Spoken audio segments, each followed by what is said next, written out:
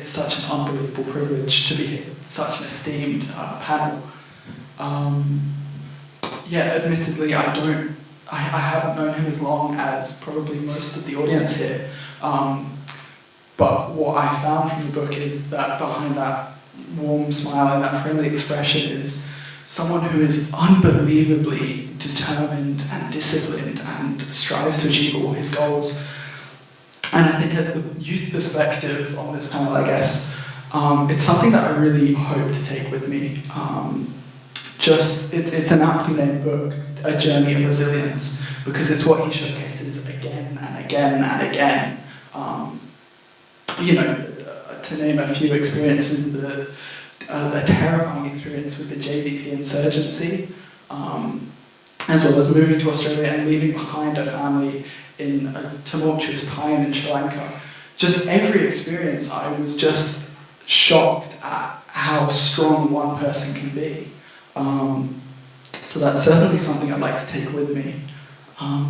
But yes, thank you so much, Sam, and congratulations. We are all on this journey together, and while our paths may look different, we all share the same fundamental desires to find meaning, to achieve our goals, to be happy. That's why, as Sarath wrote this book, Uncharted Horizons, A Journey of Resilience. This book isn't about providing easy answers or quick fixes. It's about changing the way we view our lives and our challenges. You see, too often we see obstacles as roadblocks, keeping us from where we want to go. But what if we could see them differently? What if instead of roadblocks, we saw them as detours? Unexpected turns that might lead us to even better horizons. In this book, you'll find stories of how Sarath accomplished just that. He faced incredible difficulties and found ways not just to survive, but to thrive. Uncharted Horizons is a journey of resilience, a deep personal and very inspiring autobiography of Sarath. From Polwara, his village in war-torn Sri Lanka, to his immigration to Australia in 1990, and his very successful life thereafter. His story is particularly relevant for migrants hoping to achieve their dreams and aspirations for themselves and their families, underpinned with the clear message, as illustrated from the many experiences of Sarath, that adversity, when met with courage and tenacity, can open new directions and lead to growth. Sarath continues striving for equity and justice, the result of growing up in a rigid caste system prevalent at the time and possibly experienced by many newly arrived migrants in their destination country, resonates throughout the book. From being wrongly caned as a school captain and later through his many leadership positions he held at university and his life in politics. Sarath's success, which indeed can be emulated, is his easy style of making and maintaining friendships, being strongly influenced by his high school English teacher, Ms. Kansi, and the famous Dale Carnegie, author of How to Make Friends and Influence People. Sarath is also a great raconteur, and his autobiography is a powerful and inspiring message, and I would highly recommend it to anyone seeking a deeper understanding of Sarath's life and legacy. His story is a testament to the strength of the human spirit and the impact one person, with the support of their family and good friends, can have on the ever-changing dynamics of multicultural Australia and even the world. His fortitude in overcoming his own severe heart conditions. So, ladies and gentlemen, if you are seeking to enjoy a fantastic bit of reading, and if you have not already, could I strongly urge you to pick up a copy of Sarath's Uncharted Horizons, A Journey of Resilience. It will enrich your lives and provide you with answers to some of life's most difficult problems. Good afternoon, everyone. It's an absolute honor to be here amongst family, friends, admirers, colleagues of Dr. Sam, and I'm pleasured to be all of them. Our story goes a little bit like this. 2009, I migrated with my young family, and as luck would have it, after numerous applications, I was unable to find the professional job that I desired in this aspirational country that we all come to. with dreams. Somebody suggested that I should pursue some volunteering opportunities to get some work experience, so I wrote hundreds of emails, and as luck would have it, and I strongly believe it was destiny, because I was meant to meet this great man. He was the only person who replied to my 100 emails with the volunteering opportunity, and he called me to his office. I don't know how many of you had the pleasure of visiting AIH. Within a few minutes, he had won my heart. He is such a big personality in terms of generosity, inquisitiveness. He is, and I think that is one of the aspects that successful people have in life. It's the desire to understand, to hear, to listen, and understand what the other person wants. So from our relationship, from volunteering, quickly turned into employment opportunities once he saw the urge for in myself to grow and learn. I became an employee of AIHM. Reflect on some of the things that I really resonated with me in the book. I had the pleasure of reading pre-launch, was his storytelling about Sri Lanka. Now, I haven't visited Sri Lanka, it's on my bucket list, and after reading his book, I've made sure that I'm going to go in this year. The way he depicts beautifully one aspect of Dr. Sam that potentially some of you are aware, he's a romantic at heart, and that really touched me. His novel was not just about, or his autobiography was not just about, I call it a novel because there were some really spicy bits in there. It was not just about, how hardship he had to, but he had some really beautiful moments. The moments of finding love, how beautifully is depicted how he fell in love with his wife in the first time he saw her, and the beautiful rain and the tea estates of Sri Lanka. So I strongly recommend to read that part of the book, or the whole book. And of course, some of the things that he brought alive, which I don't hope any of us have to go through, is the civil war of Sri Lanka. He brought it really alive.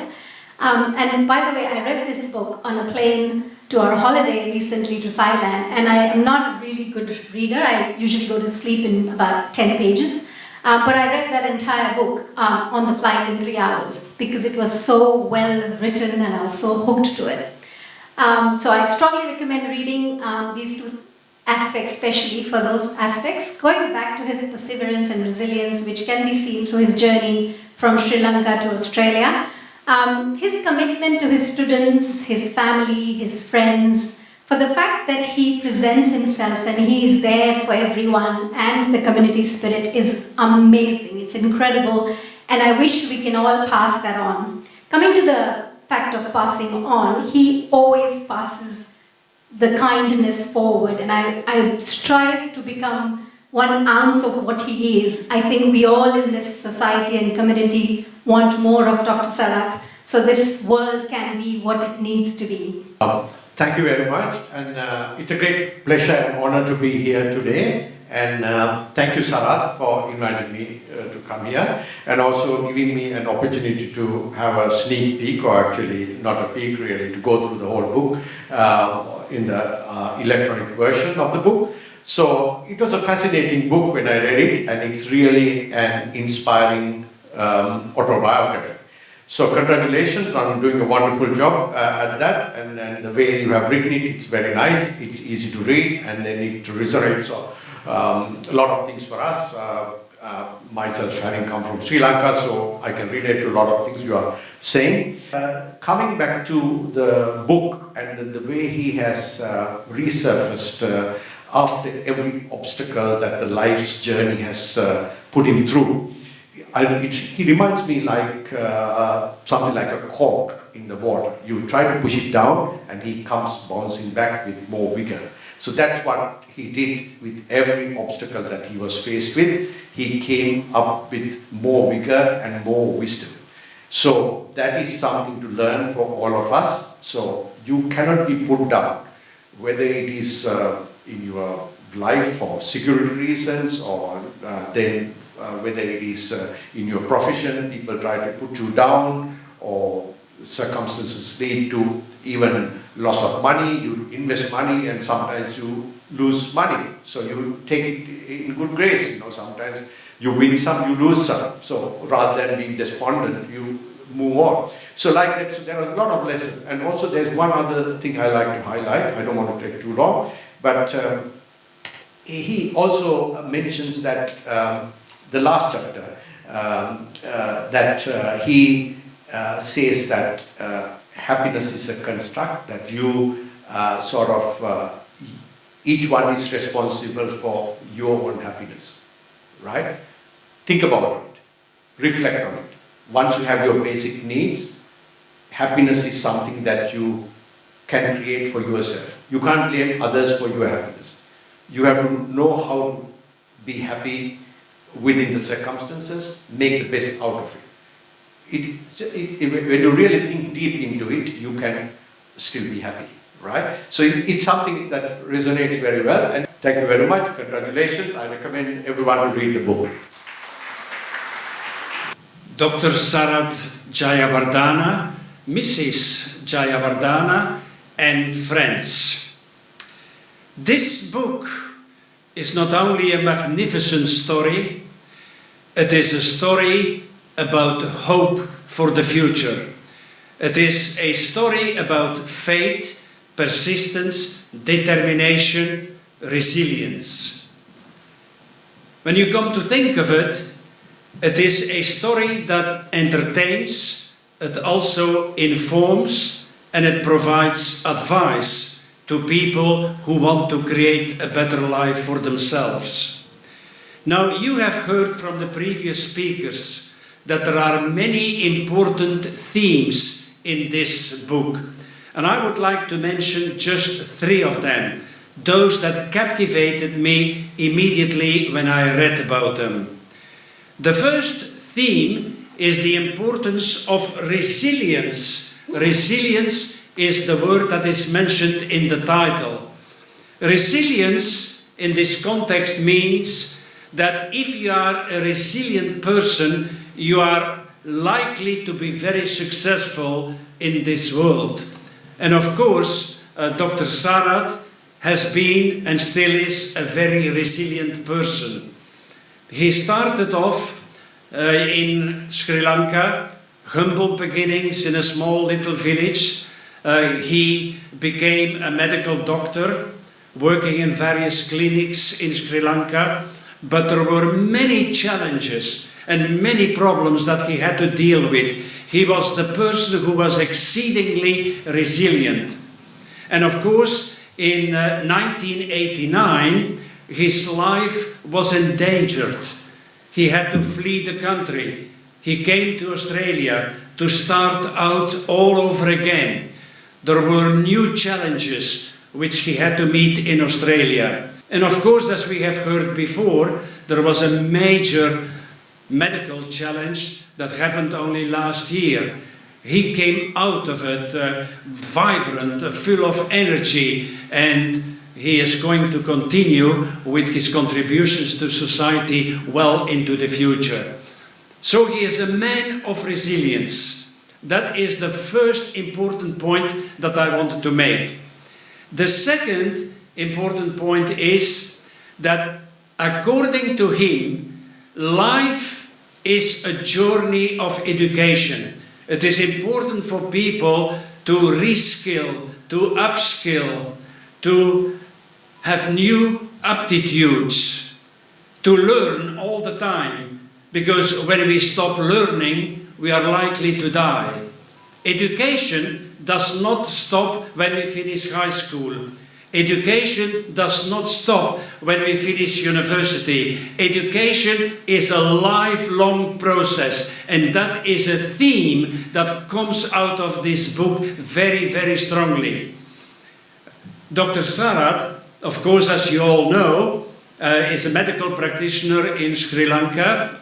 He was in the 1980s and the beginning of the 1990s. But when he came to Australia, he did another medical degree in St. Kitts University in the West Indies, a school recognized in Australia. And in 2018, he even obtained a law degree from the University of New England in New South Wales. So here is a man who constantly studied to try to improve his skills, his aptitudes, his knowledge, his ability to be able to serve his family and the community much better than otherwise would be the case. This is extremely commendable. So this is the second very important theme that I took away from his book. And there is a third theme among the many that I would like to mention. I was very touched when I read about the way in which he met his future wife. And this is a very important point, because behind a very successful man is always an even more successful woman. And she was always there, and that should be mentioned, she was always there to look after him, to help him, to assist him, to give good advice. And she believed in what he was doing. She believed in his projects that he wanted to build during his lifetime. And therefore, I think, on behalf of all of us, I would also like to thank Mrs. Jayawardana.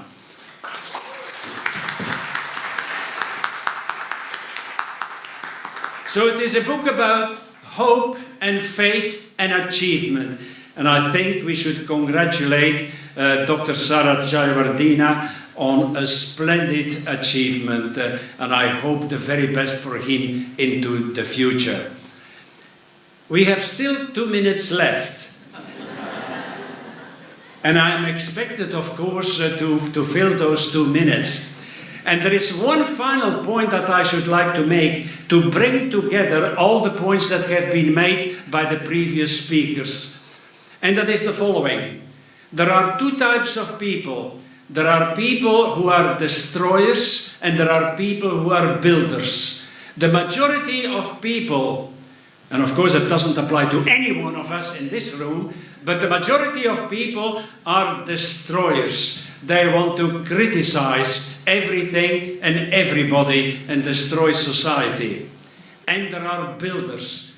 People who build upon the achievements, who build upon the values which exist in our civilization and want to build on that to achieve even better things. Ultimately, when you read this book, you might well come to the conclusion that Dr. Sarath is a builder, and for that I'm eternally grateful to him, and I thank him very much indeed, and I wish him the best for the future. Thank you, Sarath.